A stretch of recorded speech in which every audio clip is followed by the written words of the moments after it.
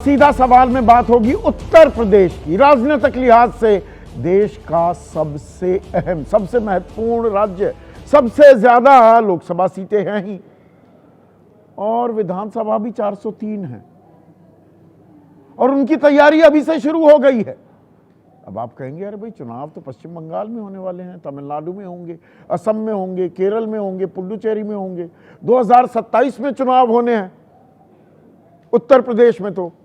लेकिन जिस तरह से रोज बरोज मुख्यमंत्री योगी आदित्यनाथ और समाजवादी पार्टी के सर्वे सर्वा अखिलेश यादव के बीच तीखी नोकझोंक हो रही है, राजनीतिक नोकझोंक, वार पलटवार, आरोप प्रत्यारोप, माहौल लगातार गर्माता जा रहा है।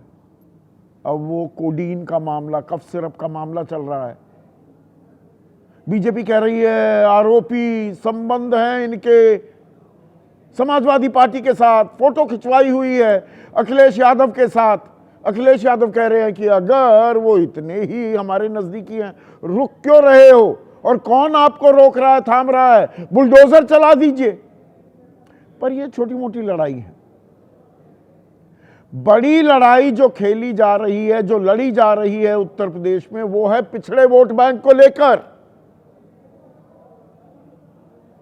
सालों साल मेहनत करके एक रेनबो कोएलिशन बनाने में बीजेपी कामयाब हुई है। पहले कमंडल लेकर चल रही थी, बड़ी सफलता नहीं मिली, लेकिन फिर मंडल को भी साथ लिया, कदम ताल की, तो 2017 से लगातार सरकार में है। लेकिन पिछले साल लोकसभा चुनाव में सेंधमारी कर दी अखिलेश यादव ने पीडीए कार्ड के जरिए, पिछड़ा दलित अल्पसंख्यक कार्ड। वो ऐसी लामबंदी हुई कि बीजेपी का विजयी रथ 240 पर थम गया लोकसभा चुनाव में। उसके पीछे सबसे बड़ी वजह उत्तर प्रदेश, जहां 29 सीटों का गोता खाया बीजेपी ने, 62 से 33 पर आ गई और 37 सीटें अपने दम पर समाजवादी पार्टी जीत गई, 6 कांग्रेस ने भी जीती। इसमें पिछड़ों का बड़ा पुट था। अब उसी लड़ाई को और व्यापक बनाने की तैयारी हो रही है क्या? और इसमें एक अध्याय जुड़ गया है, इसकी गूंज पहले भी सुनाई दी, लेकिन अब इसकी ध्वनि, इसका सुर और स्वर और तेज होने वाला है क्या, या मैं कहूं हो चुका है। वो है पिछड़ों का आरक्षण। लेखपाल की नियुक्तियों के लिए अभी एक अधिसूचना जारी हुई और उसमें बवाल कट गया कि जो 27% आरक्षण होना चाहिए था, ओबीसी को मिलता है भाई, संवैधानिक प्रावधान है, उससे कम सीटें आई, कटी हुई सीटें आई। सरकार में ही लोग विरोध करने लगे तो अखिलेश यादव कहां चूकने वाले थे। तो ये लड़ाई जिसकी थोड़ी थोड़ी मर्मरिंग, फुसफुसाहट सुनाई दे रही है। अखिलेश यादव पर आरोप लगते थे उनके राज पर कि ये तो यादव राज है, कि सब जगह यादव तैनात कर दिए जाते हैं। अखिलेश यादव इस साल लगातार कहते आ रहे हैं ये सिंह राज है, राजपूतों का राज है। और उसी कड़ी में अब लेखपाल को भी औजार बना रही है क्या समाजवादी पार्टी? जैसे शिक्षकों का वो भर्ती घोटाला, 69,000 नियुक्ता अभी भी अधर में लटक रही हैं। 2019 में इम्तिहान हुआ था। तो ये जो झगड़ा है, आरक्षण का झगड़ा, कौन अगड़ा कौन पिछड़ा, उसमें तब्दील हो रहा है। मैं राजनीतिक लिहाज से कौन अगड़ा कौन पिछड़ा की बात कर रहा हूं। आपकी राय क्या है? आपके सुझाव और आपके सवाल, जो अब सीधा सवाल के अहम हिस्सा बन चुके हैं, उनका रहेगा इंतजार। मौसम का पारा तो लगातार गिरता जा रहा है। आज तो अच्छी खासी ठंड है, लेकिन उत्तर प्रदेश में जहां 1.25 साल बाद दरअसल चुनाव है, 1.25 साल है अभी, पर वहां पर राजनीतिक पारा लगातार बढ़ता जा रहा है और अब वहां की लड़ाई सीधे सीधे विशुद्ध अगड़े बनाम पिछड़े में भी तब्दील होती दिखाई दे रही है या तब्दील की जा रही है। और इसमें जो नया अध्याय जुड़ा है वो 4 दिन पहले जुड़ा।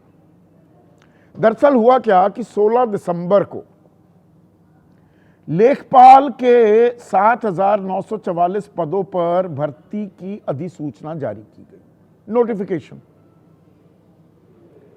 और इसमें 1,441 पद ओबीसी यानी कि पिछड़े वर्ग के लिए आरक्षित थे। भाई आरक्षण तो है ना, संवैधानिक प्रावधान है, दलितों के लिए आरक्षण है, ओबीसी के लिए आरक्षण है, अनुसूचित जनजाति के लिए आरक्षण है, 21% दलितों के लिए है। ये केंद्र से अलग राज्यों में आरक्षण की सीमा अलग अलग होती है। 27% पिछड़ों के लिए, 21% दलितों के लिए, 2% अनुसूचित जनजाति के लिए। अब 1,441 पद हो गए अधिसूचना में। अगले दिन यानी कि 17 तारीख को सूबे में ही कैबिनेट मंत्री हैं, अहम घटक भी हैं, एसबीएसपी पार्टी के सर्वे सर्वा ओम प्रकाश राजभर, उन्होंने चिट्ठी लिख दी योगी आदित्यनाथ को, मुख्यमंत्री को, कि ये 7,994 जो पदों का नोटिफिकेशन हुआ है या अधिसूचना जारी हुई है, ये आरक्षण के नियमों के मुताबिक नहीं है, अनुरूप नहीं है। भाई 2,158 पद होने चाहिए तो ओबीसी के लिए आरक्षित, 717 पद कम आरक्षित किए गए हैं। मतलब क्या डाका डाला जा रहा था ओबीसी के हक पर, उनके आरक्षण पर? यह तो सीधा सीधा कानून है, जितने पद उसका 27% आप आरक्षित कर दीजिए ओबीसी के लिए। अब नहीं किया गया, सिर्फ 18.02% ओबीसी के लिए आरक्षित हुए। तो तत्काल मुख्यमंत्री योगी ने अधिकारियों को निर्देश दे दिए। अब ये निर्देश देने की जरूरत क्यों पड़ी? ये तो पहले ही हो जाना चाहिए था ना। ये अधिकारी योगी आदित्यनाथ जैसे कड़क और कुशल प्रशासक, राज्य का जिम्मा उनके कांधों पर, उनके हाथों में, तो ये खुराफात कौन कर गया? ये चोरी चोरी चुपके चुपके लूट कौन कर रहा था? तो 18 दिसंबर को अखिलेश यादव ने भी सरकार को घेर लिया। राजस्व परिषद आयुक्त ने फिर यूपीएसएससी को पत्र लिखा कि भाई सूची संशोधित कर दी जाए, मतलब भूल सुधार किया जाए। पर भूल हुई कैसे, यह चूक हुई कैसे? और इसमें एक और दिलचस्प पहलू जुड़ जाता है। ओम प्रकाश राजभर चलिए घटक है, केंद्रीय मंत्री हैं, सरकार में हिस्सेदारी है उनकी, सामूहिक जिम्मेदारी भी होती है कैबिनेट की, लेकिन सूबे के उप मुख्यमंत्री केशव प्रसाद मौर्य भी कूद गए। वो खुद पिछड़े समाज से आते हैं। उन्होंने कहा आरक्षण को लेकर कल मुख्यमंत्री को पत्र लिखा है, जिम्मेदार अधिकारियों पर कार्रवाई होगी, जिम्मेदार अधिकारियों पर कार्रवाई होगी। और अखिलेश यादव कह रहे हैं आरक्षण की उम्मीद ही नहीं कर सकते, ये तो और खेल कर देते हैं, नॉट सूटेबल बता देते हैं पिछड़ी जाति को, उनके हक को मारा जा रहा है, लूट मची हुई है। सुनिए आरोप प्रत्यारोप। आरक्षण के मुद्दे पर कोई समझौता नहीं। ओबीसी का, एससी का, एसटी का, सामान्य वर्ग के गरीबों का जितना भी आरक्षण है 100% उसको देने की व्यवस्था की जाएगी। और कोई अधिकारी गड़बड़ करेगा तो उस अधिकारी के खिलाफ कठोर से कठोर कार्रवाई भी की जाएगी। भाई बीजेपी से आप आरक्षण की उम्मीद करो, या आप खुद बेईमान है? इसका मतलब उनसे उम्मीद क्यों कर रहे हो आप? कोई एक नौकरी नहीं, तमाम नौकरियों का मैं उदाहरण दे सकता हूं। और एक वो नया है नॉट सुटेबल, कितनी बार किया उन्होंने। पर अभी एक बात समझ से परे है, ये चूक हो कैसे गई, किसने होने दी, किसने की, किसके मन की खुराफात है ये उपज किसकी है? और दरअसल ये एक बारगी हो तो समझ में आता है कि अरे भाई हो गई चूक, मान लेते हैं, हम इंसान हैं, हम हो जाती है भूल चूक। पर फिर याद आता है जनवरी 2019 की वो भर्ती परीक्षा, शिक्षक भर्ती हुई थी, 69,000 शिक्षकों की, मई 2020 में नतीजे आए थे, और वहां भी बहुत गंभीर आरोप लगे थे कि आरक्षण के नियमों का उल्लंघन किया गया है। ओबीसी को सिर्फ 3.86% आरक्षण दिया गया। 69,000 शिक्षकों की भर्ती हुई थी, नतीजे आ गए थे 3.86% सिर्फ ओबीसी, और 16.2% दलितों का भी आरक्षण 21% है उत्तर प्रदेश में। और 2024 में इलाहाबाद हाई कोर्ट ने मेरिट लिस्ट को रद्द कर दिया। नई मेरिट सूची तैयार करने के निर्देश हुए। मामला अभी भी सुप्रीम कोर्ट में लंबित है। 6 साल हो गए, 7वां साल शुरू हो जाएगा अगले महीने। वो भर्ती ही नहीं हो के दे रही, नई सूची भी नहीं आई है। तो आप अंदाजा लगाइए, कोई 23-24 साल का था 2019 में, वो 30 साल पार कर चुका है। जो 28 का था वो 34-35 का हो गया। उम्र ही निकल गई और हक मारा गया वो अलग। अब ये लड़ाई पहले भी उठाने की कोशिश की है, पर उसमें खुद भी फंसे हैं अखिलेश यादव। वो कैसे, ये भी आपके सामने मैं पेश करूं। उससे पहले ये बता दूं, ताजा उदाहरण क्या दे रहे हैं अखिलेश यादव। अभी बीजेपी ने अपना राष्ट्रीय अध्यक्ष, कार्यकारी अध्यक्ष हैं, वो अध्यक्ष भी बन जाएंगे, नितिन नबीन के नाम की घोषणा कर दी। अब नितिन नबीन वो कायस्थ समाज से आते हैं, वो 5 बार के विधायक हैं,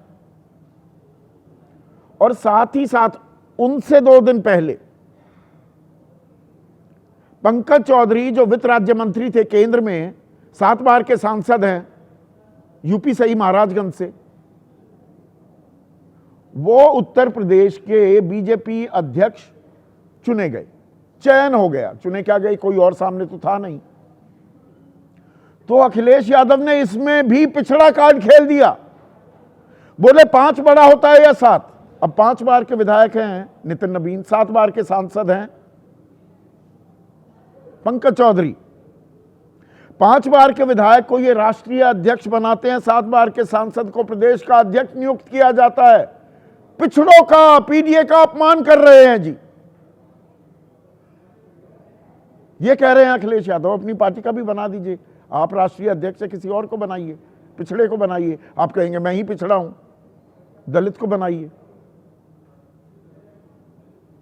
पर इससे पहले पूरे साल वो जमीन लगातार तैयार करते रहे। अप्रैल में वो आगरा में थे, और आगरा में अखिलेश यादव बोले कि 48 एसएचओ और स्टेशन ऑफिसर्स पोस्टेड हैं, 15 पीडीए के हैं 48 में से, बाकी सब सिंह भाई लोग हैं, कि राजपूत राज चल रहा है। मैनपुरी में 15 में से 3 पीडीए हैं, 10 सिंह भाई साहब हैं, सिंह भाई लोग हैं। चित्रकूट में 10 में से 2 पीडीए, 5 सिंह भाई लोग हैं। महोबा में 11 में से 3 पीडीए, 6 सिंह भाई हैं। जैसे बीजेपी वाले आरोप लगाते थे कि 56 जिलों में तैनाती यादवों की हो गई थी पुलिस में, कप्तान, एसएचओ वगैरह वगैरह, और लगातार ये कहती थी समाजवादी पार्टी की ये गलत आंकड़े पेश किए जा रहे हैं। तो यहां पर उत्तर प्रदेश के डीजीपी, अब वो हट गए हैं, नए आ गए हैं, पर उन्होंने क्या जानकारी दी थी, आगरा पुलिस कमिश्नरेट में जो तैनाती है वो 39% है, 30% से कम नहीं जो दावा कर रहे हैं अखिलेश यादव। ये दावा किया आगरा कमिश्नरेट ने। मैनपुरी में 31% ओबीसी तैनात है, 27 होने चाहिए, 31% हैं, ना कि 20% जैसा अखिलेश यादव कह रहे हैं। अब किसके आरोपों में कितना दम है, और जनता जनार्दन यानी कि आप इस पिछड़े की लड़ाई या पिछड़े पर लड़ाई को कैसे देख रहे हैं। ऐसे में आज का सीधा सवाल, यूपी की लड़ाई पिछड़ों पर आई, और ओबीसी आरक्षण में लूट किसने दी छूट।